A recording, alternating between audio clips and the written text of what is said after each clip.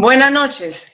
Como siempre, es un gusto compartir nuevamente conceptos, expresiones que nos sirven enriquecer nuestro conocimiento, sobre todo en esta época que estamos en la era de conocer un poquitito más para poder mejorar la calidad de vida de cada persona.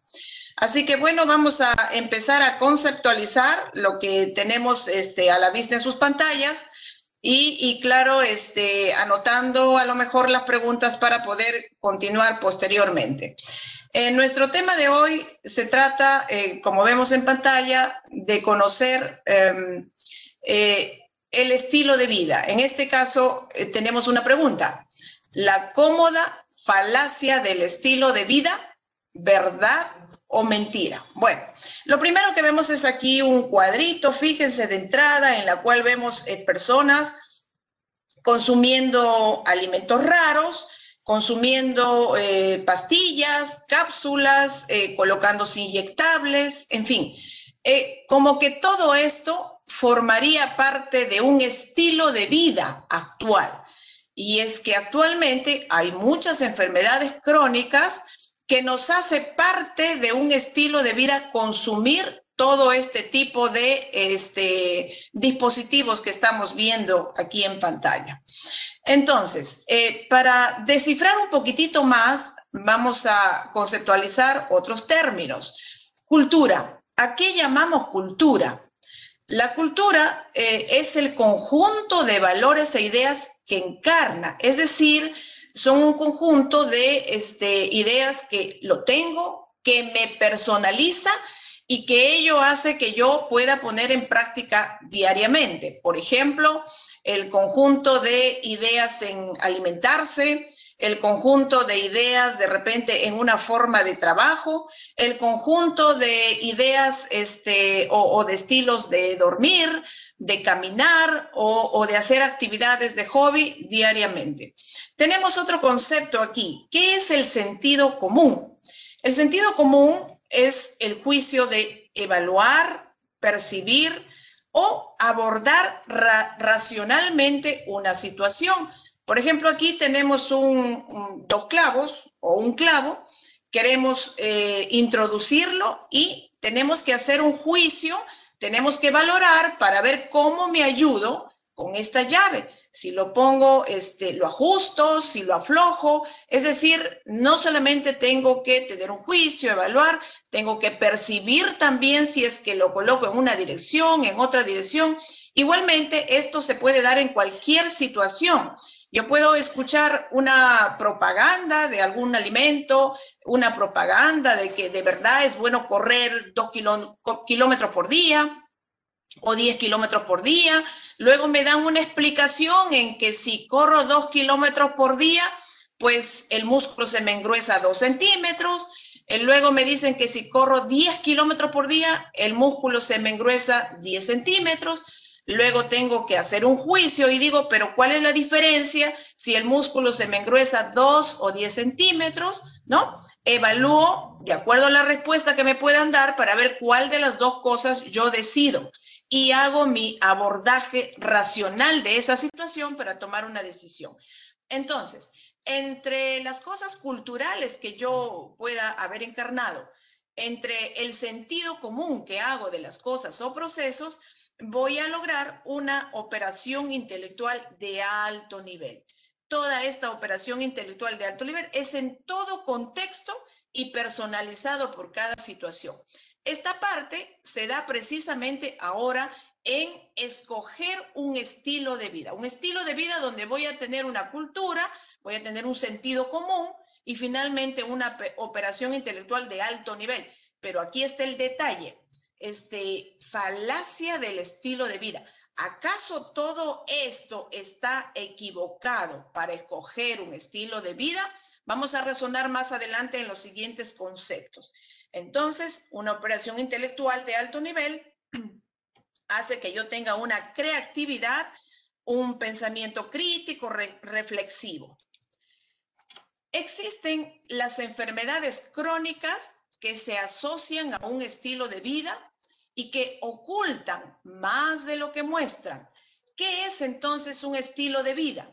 Un estilo de vida, ¿acaso es la libertad de escoger, la libertad de comer, la libertad de viajar, la libertad de elegir ciertos alimentos? Por ejemplo, aquí en su pantalla están viendo un restaurante de un trabajo. Usted en su trabajo va al restaurante de la empresa y dice, uy, solamente hay estos sándwiches, solamente hay este jugo que tiene mucho azúcar, solamente hay estos pasteles, en fin. Entonces, mi estilo de vida en comer, ¿tengo acaso la libertad de escogerlo? Aparentemente aquí no tengo libertad de escoger. Entonces tengo restricción para decidir mi estilo de comer diario dentro de la empresa. En el hogar también tenemos un entorno. ¿Cuál es nuestro entorno en el hogar? Tenemos un mercado a una cuadra, tenemos un hipermercado, ¿no? Tenemos varios restaurantes. Por lo tanto, un domingo decimos, bueno, ¿qué comemos hoy día? ¿Qué compramos hoy día? Vamos al hipermercado y elegimos lo que hay, ¿de acuerdo? Lo que hay. Entonces, toda esta libertad o restricción de elegir nos condiciona ciertas condiciones de vida. Mi condición de vida desde el punto de vista nutricional, si yo acostumbro a comer alimentos realmente sanos o alimentos realmente que los elijo sin otra opción. Genera también una condición de vivienda. La vivienda igualmente, imagínense, como para reflexionar un poquito, vivimos en una ciudad de inseguridad. Una inseguridad, por ejemplo, que no nos permite dejar a los chicos salir a correr a un parque, ¿no? A un estadio, no pueden salir solos. Por lo tanto, los sometemos, elegimos dejarlos en casa, lo que ocasiona sedentarismo. Entonces, este estilo de vida, esta restricción, nos genera una condición de vivienda sedentaria. Luego, también podemos tener condiciones de vida de saneamiento. No sé si en todos los lugares de la ciudad podemos tener atención en saneamiento de parte de SEDAPAL, de repente hoy puedo elegir y digo, mira, como no nos están trayendo tanta agua, pues hagamos esto que no consuma tanta agua. En fin, las condiciones del ambiente. Y por el último, también puede haber materiales necesarios para subsistir. Materiales en la cuestión del trabajo, en la cuestión de ropa, o en la cuestión del estudio, materiales necesarios. Todo eso hace que nos genere una condición de vida. Entonces, al elegir, nos genera un estilo en los diferentes ámbitos de la vida. Al elegir entonces, voy a tener un estilo en la forma social.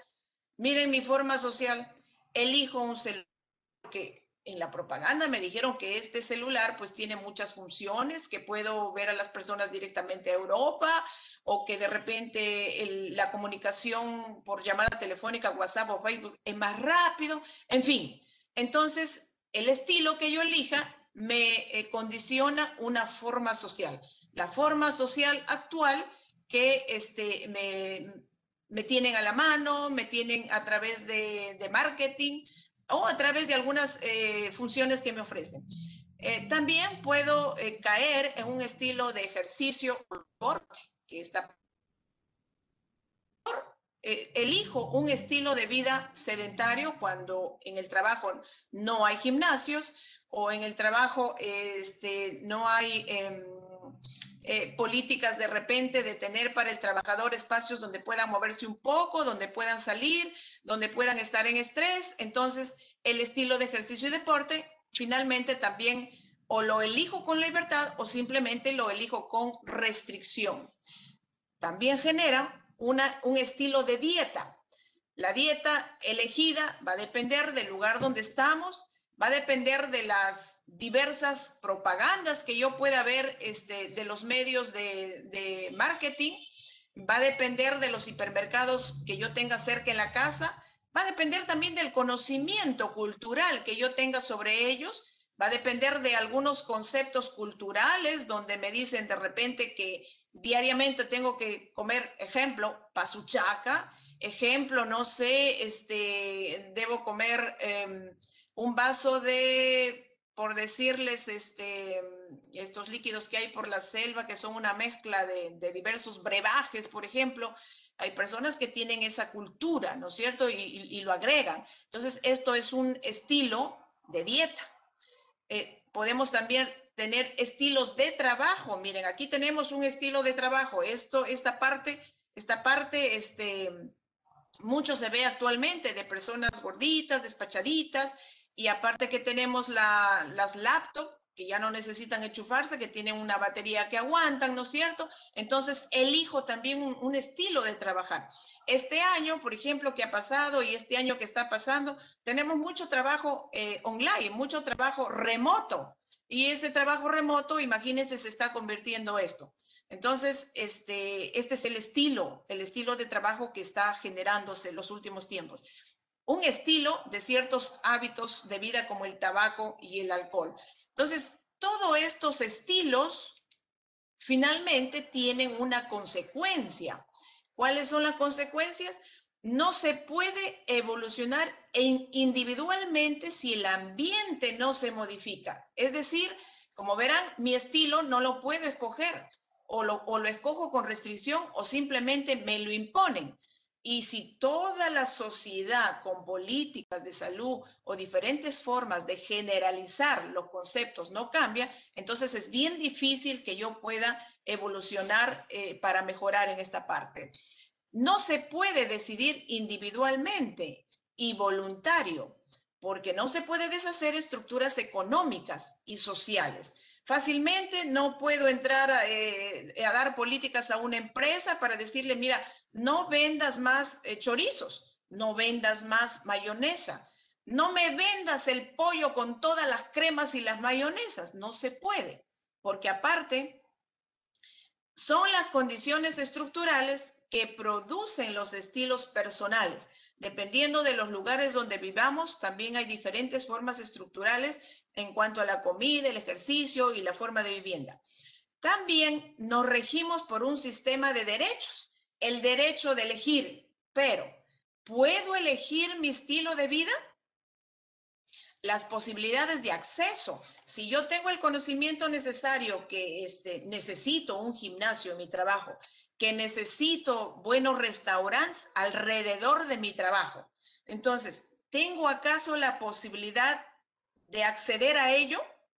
Y también regimos por la educación necesaria.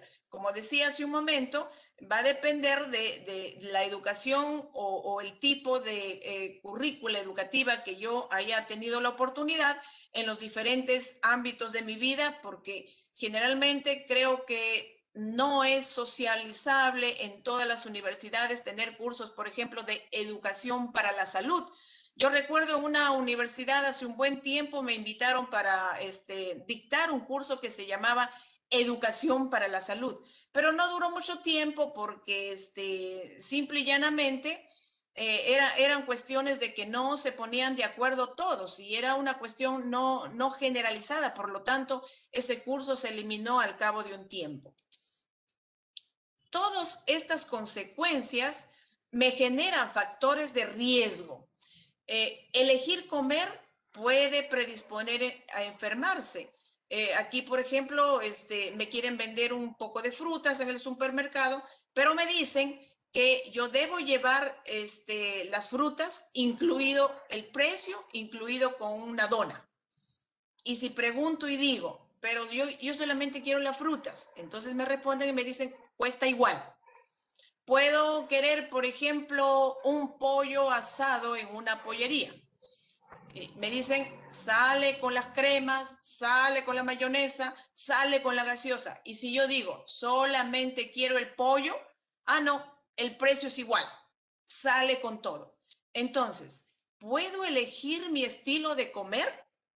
Esta es la forma como nos imponen realmente y por eso es que decimos la falacia del estilo de vida. La historia social de la comida a través del tiempo, hemos visto que genera un nicho obesogénico. O sea, tengo tantos factores en esta parte de decidir o de aparentemente elegir un estilo de vida y todo cae en un concepto obesogénico donde la persona se vuelve susceptible metabólicamente y esto genera efectos transgeneracionales. He tenido la oportunidad donde a veces me dicen, doctora, pero ¿yo por qué soy diabético? Si mi mamá no es diabética, mi abuelita tampoco es diabético, ¿y yo por qué soy diabético? Entonces pregunto, ¿acaso en tu familia sí hay gorditos, despachaditos? Y me dicen, bueno, sí, pero nadie es diabético. Entonces, fíjense, en esta primera generación donde no había diabéticos, se genera esta susceptibilidad metabólica que se transmite a las generaciones. Y si la siguiente generación, ya con esta susceptibilidad metabólica, también tiene su nicho obesogénico, entonces duplica el factor de riesgo y ya tenemos una generación que se va a enfermar de diabetes o de otras enfermedades metabólicas. Los productos industriales deciden por el consumidor. ¿Cómo así? Como les decía hace un momento, hay muchos productos que los ofrecen de una manera en que no nos gustaría consumirlos en el poco conocimiento que ya tenemos, que eso no se consume así, pero nos lo ponen, nos lo agregan y las propagandas nos dan una información un poco camuflada. Por ejemplo, he visto un letrero por ahí, por una avenida, donde dice pan 0 calorías. Pan 0 calorías. ¿Cómo es eso? ¿Acaso no estoy comiendo nada? Porque de hecho, lo único que tiene 0 calorías es el agua. El resto, absolutamente todo tiene calorías. Un agua de piña tiene calorías. Un agua de hierba tiene calorías, quizá mínimamente, pero tiene. Solo el agua no tiene calorías. Entonces, trato de buscar la información por qué me dicen que este pan es 0 calorías. Más chiquitito las letras abajo dice 0 calorías proveniente de grasa, pero no deja de tener todas las calorías provenientes de la harina. Entonces, fíjense, todo esto no nos permite que uno elija libremente. Volvemos nuevamente, la falacia del estilo de vida.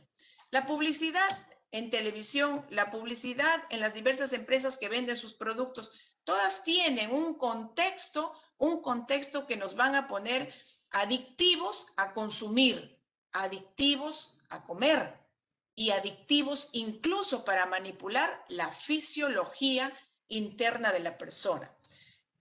Esto no cuenta con todo el precio que hay que pagar de todo un mercado adictivo. Basado en todas estas conductas que estamos comentando a través del tiempo, generamos entonces obesos que son o víctimas o culpables. Nuevamente caemos en una falacia. ¿Realmente nuestros amigos gorditos son víctimas o son culpables? En Estados Unidos, fíjese, el mayor aumento de obesidad en los últimos años son de la edad de 2 a 5 años. Preguntamos, ¿ellos deciden o no deciden? Evidentemente no deciden. Nuevamente estamos ante un contexto, ante un ambiente donde no se puede decidir. Hasta las mascotas también hacen obesidad. Consumir alimentos tóxicos industriales. Yo no sé si las personas que tienen mascotitas alguna vez se preguntaron realmente de qué productos están hechos estos y qué componentes nutricionales tienen. Lo cierto es que si ustedes se ponen un poco a reflexionar, realmente yo sí he visto en las clínicas veterinarias que están apareciendo ahora cada vez más y hay diabetes en los perritos. Y hasta me han consultado, fíjense por ahí, para tratar un perrito con diabetes. En fin, hay sectores que obligadamente consumen comestibles ultraprocesados, baratos, densos en calorías y con déficit de nutrientes. Por ejemplo, yo no sé si alguien se acuerda, hace más o menos un año vi un reportaje donde una empresa, una gran empresa peruana, que no lo voy a mencionar, ganaba un premio por ser la empresa del año. Esta empresa había tenido sus arduas ganancias en ese año y era porque vendió muchísimas hamburguesas hechas de crema de pollo. Yo me puse a investigar qué cosa es crema de pollo. Y resulta que esta empresa compraba de Estados Unidos el container de crema de pollo a $15. El container. ¿Y qué cosa era crema de pollo? Era grasa de pollo, hueso de pollo y pellejo de pollo en líquido. Imagínense. Entonces, hamburguesas que son aparentemente muy ricas, muy baratas y muy presentables en un empaque bien simpático. Aquí estamos, eligiendo alimentos procesados, baratos, densos en calorías y con déficit total de nutrientes. Las mujeres que trabajan fuera del hogar no ocupan tiempo en comprar alimentos frescos. Esto es otra causa por qué estamos obligados y por qué estamos restringidos a elegir un estilo de vida adecuado. El estrés crónico también. Trabajamos en 2 lugares, 3 lugares, corremos por aquí, corremos por allá. Esto activa crónicamente el eje hipotálamo adrenal, hipotálamo hipófisis adrenal, y eso hace que se genere constantemente un montón de regular cantidad de hormonas de estrés, y eso a lo largo del tiempo altera el metabolismo. La desigualdad de la sociedad hace personas culpables por adoptar estrategia adaptativa de supervivencia. Entonces, elegir alimentos baratos, elegir alimentos densos de calorías, nos hace caer en esta estrategia adaptativa de supervivencia. Entonces, fíjense, el estilo de vida, yo creo que sí es un error categorial. ¿Por qué? Porque estilo de vida no es lo que escojo, es lo que me exigen, es lo que estoy obligado a hacer. Un error que no encaja realmente en un concepto de estilo de vida. Esto es lo que ha traído actualmente la obesidad, que es causa de enfermedades prevalentes crónicas. Por lo tanto, ¿quién es una persona obesa? Es una persona que le nace la vulnerabilidad en todo momento, en todo espacio donde se puede ubicar. Y su vulnerabilidad no lo explica las razones sociales ni biológicas. No se explica cómo entender su vulnerabilidad, sino que habría que hacer toda una historia de los trastornos que lo llegó a ser obeso. Las especies corporativas saben más que los médicos acerca de los fenómenos de manipular la conducta ingestiva. Entonces, fíjense el médico en un consultorio diciéndole, pero señora, mira este empaque, lee las calorías, aquí tienes, dice que tiene tanto porcentaje de grasa, tanto porcentaje de proteínas, esto no es bueno. Entonces, fíjese, nosotros queremos apelar a la voluntad.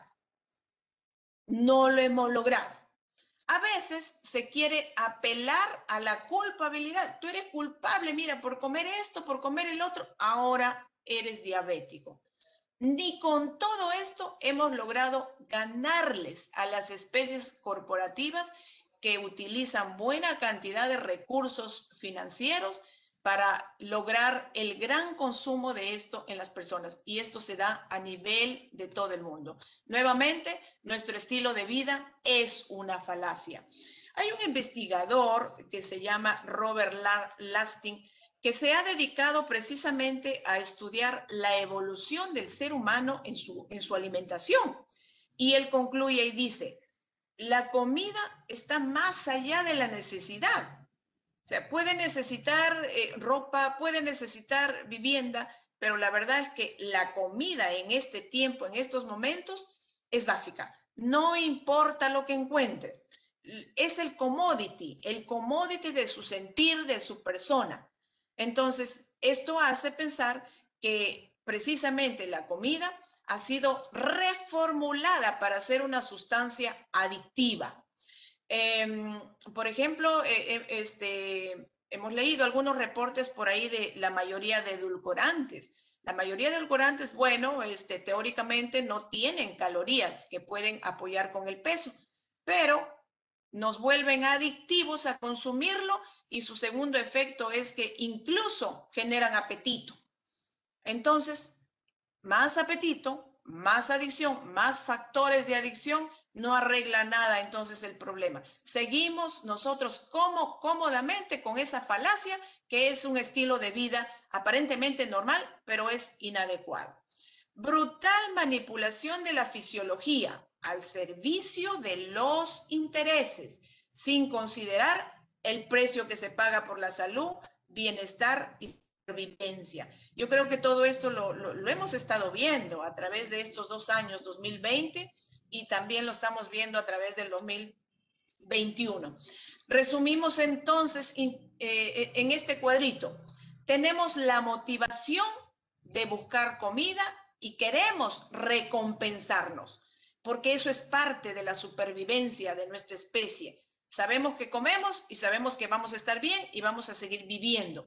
Esto lo sabe la industria, por lo tanto la industria actúa en la supervivencia de nosotros y nos viene el colapso de la voluntad. Ya no somos nosotros, es la industria que elige por nosotros.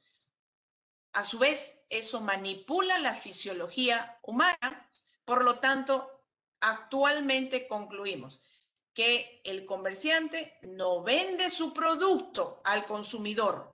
El producto atrae al consumidor. Esta es la cómoda falacia del estilo de vida. Muchísimas gracias. Esperemos que hayamos captado algo de ello, nos haga reflexionar, tengamos un pensamiento crítico, seamos inteligentes y a lo mejor empezamos a hacernos ya las preguntas necesarias para poder reflexionar y ver si nosotros seguimos con esta falacia o realmente tomemos la iniciativa para poder hacer el cambio. Muchísimas gracias, doctora, por su presentación y por los consejos. Y ahora sí, vamos a darle la oportunidad a todas aquellas personas que han estado presentes y que quisieran hacer una consulta, por favor, hacerlo. Estamos atentos a sus preguntas en el chat. Y yo quisiera aprovechar de repente, dado que hemos hablado del estilo de vida y uno de los principales puntos a trabajar en el estilo de vida es la alimentación adecuada. Y creo que no recuerdo nunca haber recibido una clase en mi vida, ni en el colegio, ni en la universidad, de cómo debo alimentarme. No sé si ustedes, si alguien de las personas que están presentes lo hayan recibido. Hemos recibido distintas clases, pero nunca de una adecuada alimentación. De repente usted nos puede dar unos tips breves de cómo deberíamos preparar de repente el método del plato que se maneja mucho o algún método que nos pueda guiar para tener una alimentación adecuada en el día a día y así favorecer la vida. Eso es cierto, pero haré un preámbulo de los recuerdos. Realmente hace buenos años no se hablaba mucho o con mucho énfasis de un estilo de comer o de un estilo de vivir o de moverse, porque realmente las sociedades no habían migrado a esta forma, este entorno que tenemos ahora.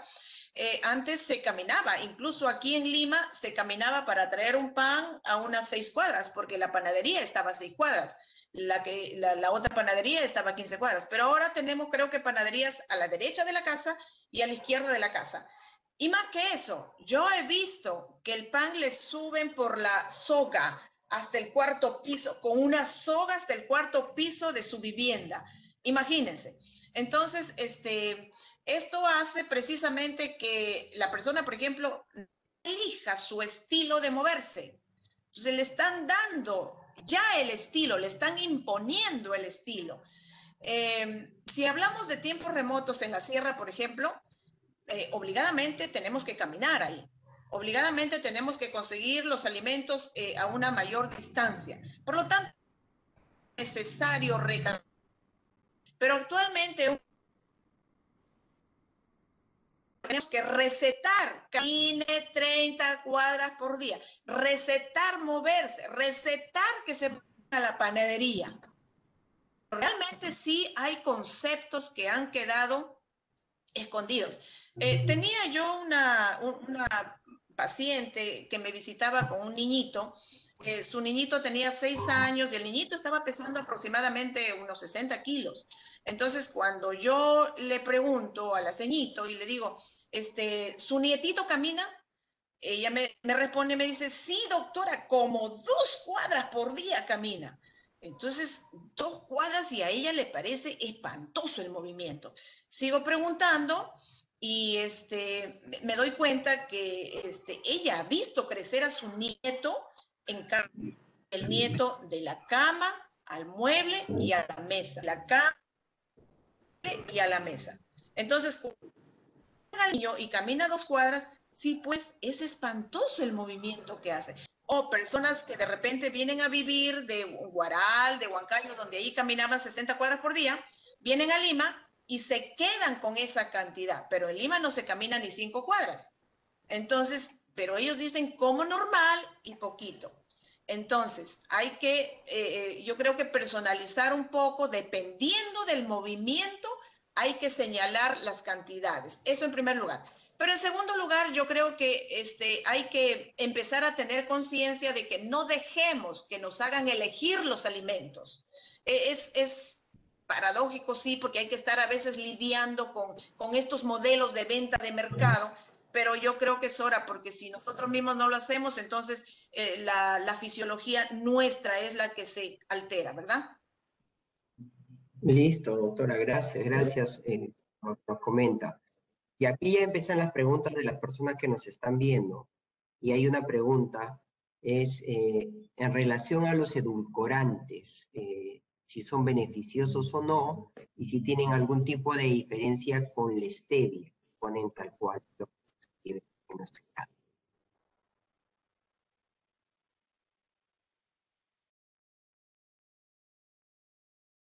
¿Aló?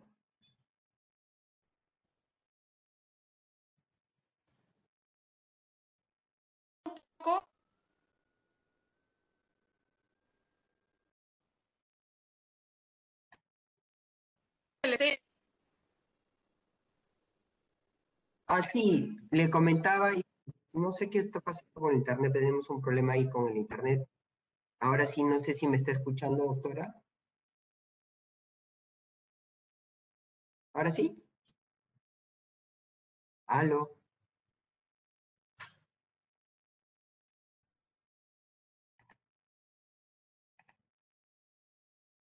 Doctora, eh, doctora, a ver, vamos a tomarnos unos minutos para ver si podemos solucionar este tema de conectividad que estamos teniendo. Vamos a salir del aire en unos minutos y vamos a tratar de resolver este problema de conectividad que estamos teniendo. Un minuto. Bueno, los edulcorantes tienen una estructura química en la cual está elaborada para tener el dulcete, pero es un químico. Sin embargo, dentro de la química de los edulcorantes también hay cierta fórmula que produce adicción. Y dentro de la parte que produce adicción, provoca apetito.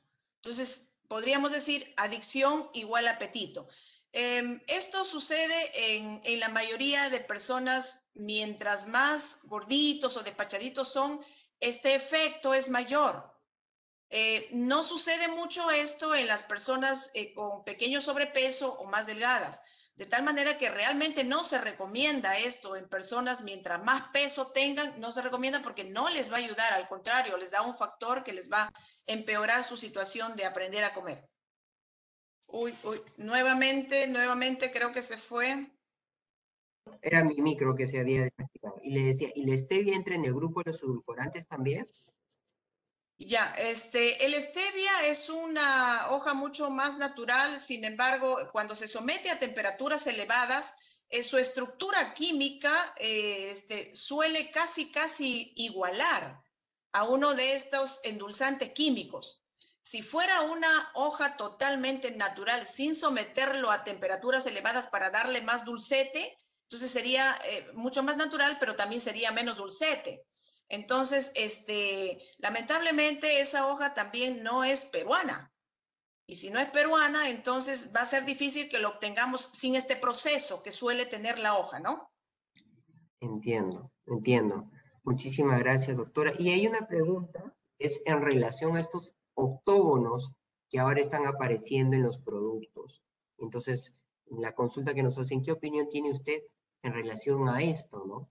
¿Es beneficioso, no es beneficioso? ¿Nos ayuda, no nos ayuda? Perfecto.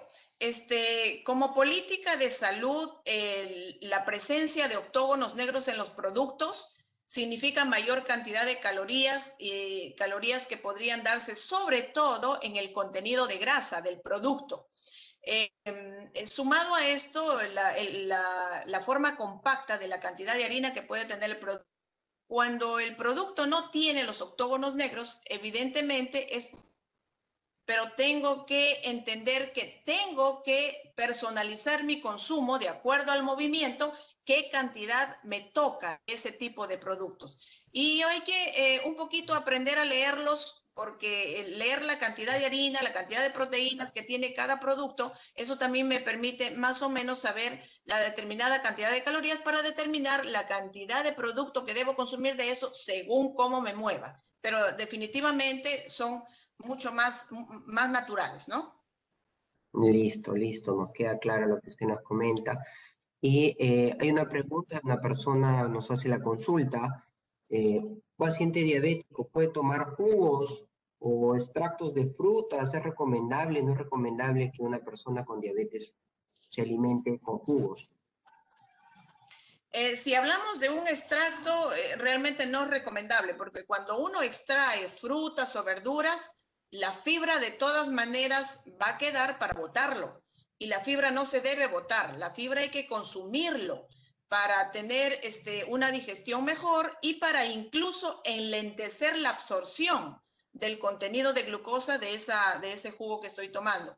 Ahora, si se trata de jugos, no extractos, sino jugos, un licuado de piña, de algún otro tipo de fruta, no hay que colarlos, hay que consumirlos con toda la fibra, ¿no? Y si se trata de verduras, con más razón, las verduras nunca se deben extraer, se tienen que comer picadas. Pero la mejor forma de consumir las frutas y verduras es picado. Muchísimas gracias. Nos queda claro lo que nos comenta. Y hay una pregunta de una persona y nos comenta, hemos hablado de la importancia de los ejercicios y nos pregunta, hay personas que tienen problemas articulares. Entonces, para ellos hacer grandes caminatas es un poco más difícil, pero Ya. ¿qué tipo de actividad podrían hacer este tipo de personas? En principio, hay que ver si nuestro paciente tiene problema articular y a la vez tiene problema de peso.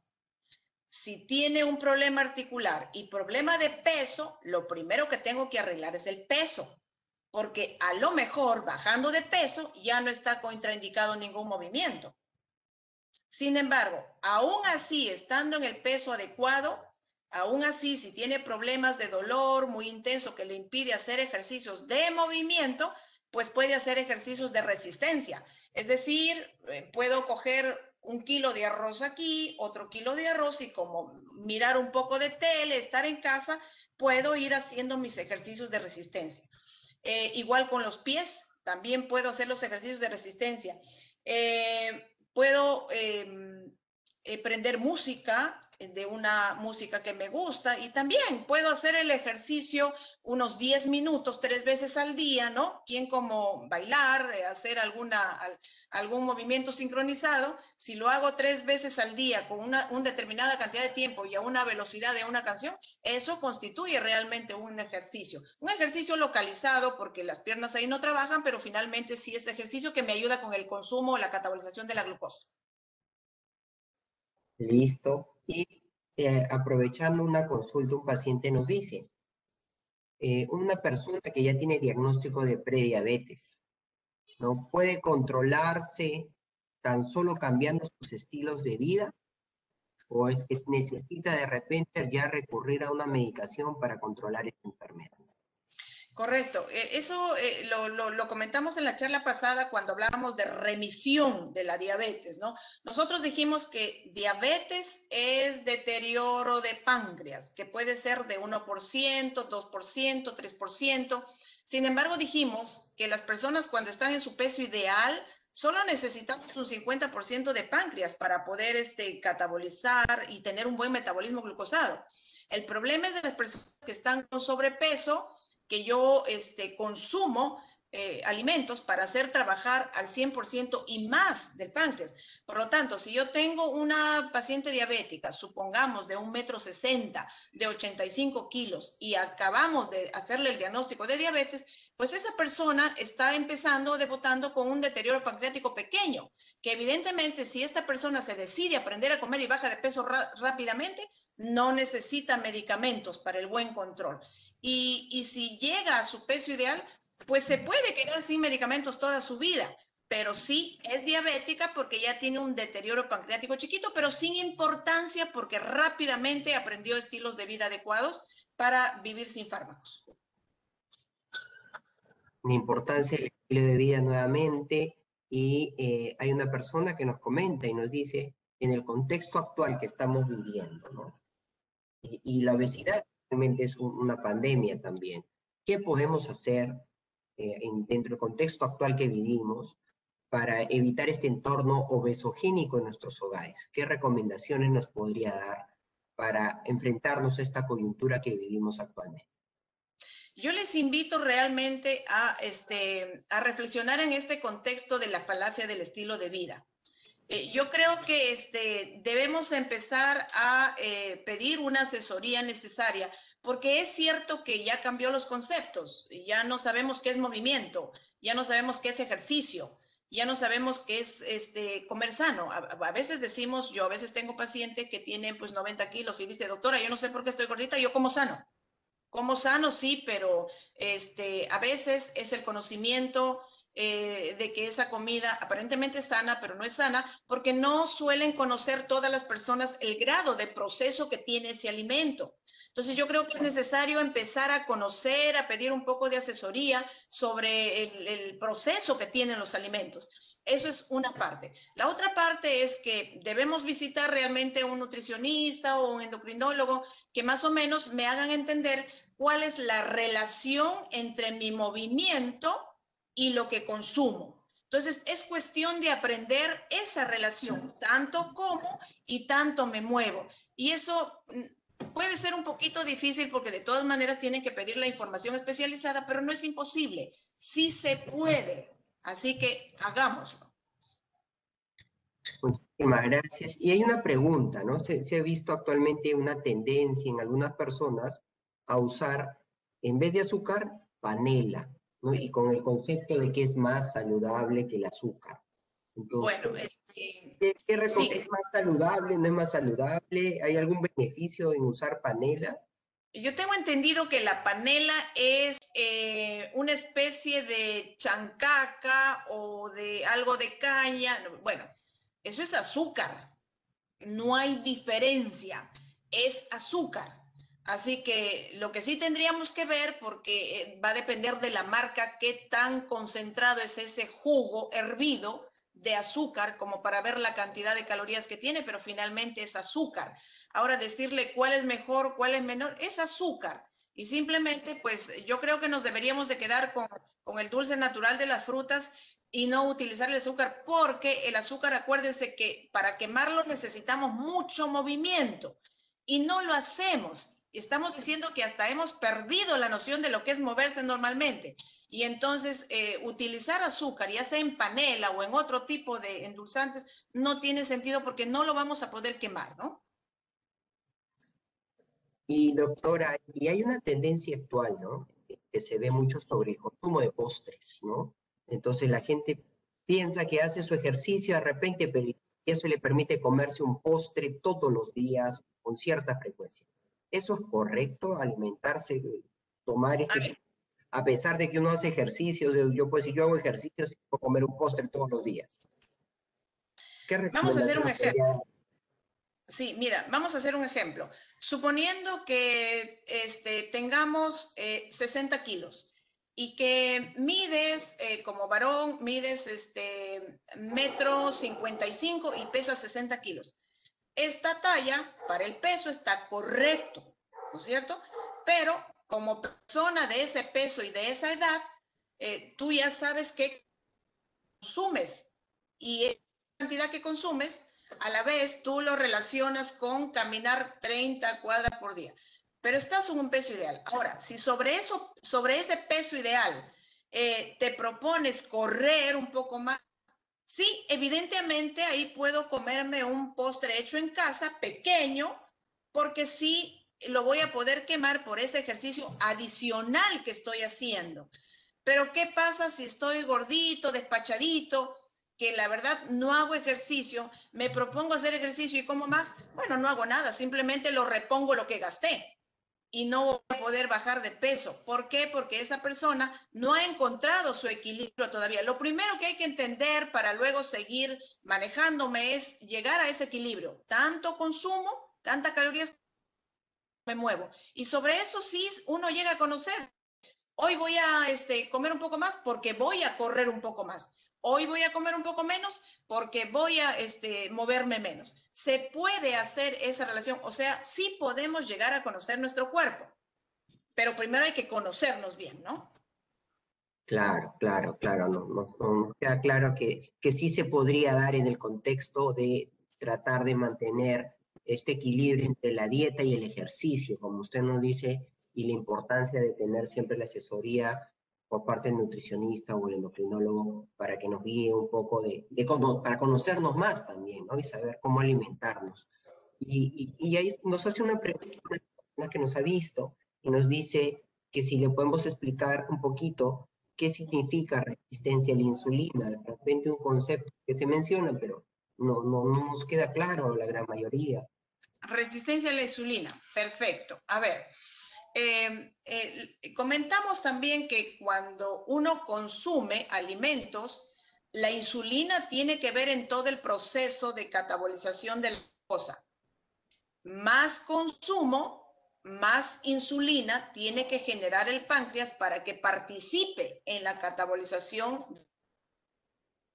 Pero si consumo mucho, mi páncreas tiene que producir mucha insulina. Entonces, la insulina permanentemente va a estar en sangre elevada.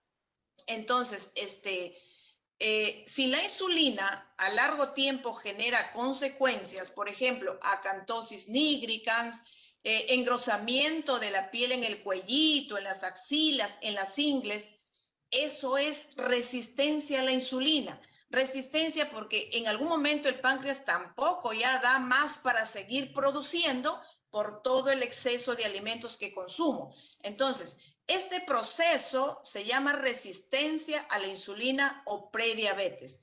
¿Cuándo llamamos diabetes? Cuando el páncreas deja de producir la insulina porque se cansó, llamémoslo así para poder entender, se cansó. Al cansarse, deja de producir la insulina, la glucosa se empieza a quedar en sangre porque ya no hay quien lo ayude en su proceso de catabolización, eso es diabetes. Entonces, resistencia a la insulina o hiperinsulinemia o prediabetes, caemos más o menos ahí en los mismos conceptos. Listo, listo, listo. Ya nos quedó claro lo que nos comentó sobre la función del páncreas y la insulina. Y hay una pregunta y me parece muy interesante. Y nos dicen, eh, ya que nos dicen que bueno, los edulcorantes son azúcar, de alguna otra manera no son beneficiosos, el azúcar tampoco es beneficiosa, la panel. Entonces, doctora, ¿con qué endulzo mi refresco? Es la pregunta que nos hacen, ¿no? ¿Con qué voy a endulzar mi Buena bebida? pregunta. ¿Cómo voy a endulzar mi tecito, mi avena que a mí me gusta tomar? ¿Puedo, no puedo, Ya, no debo? ya, vamos a caer aquí en los términos que yo siempre escucho en la consulta. ¿Y con qué endulzo? Porque no es rico.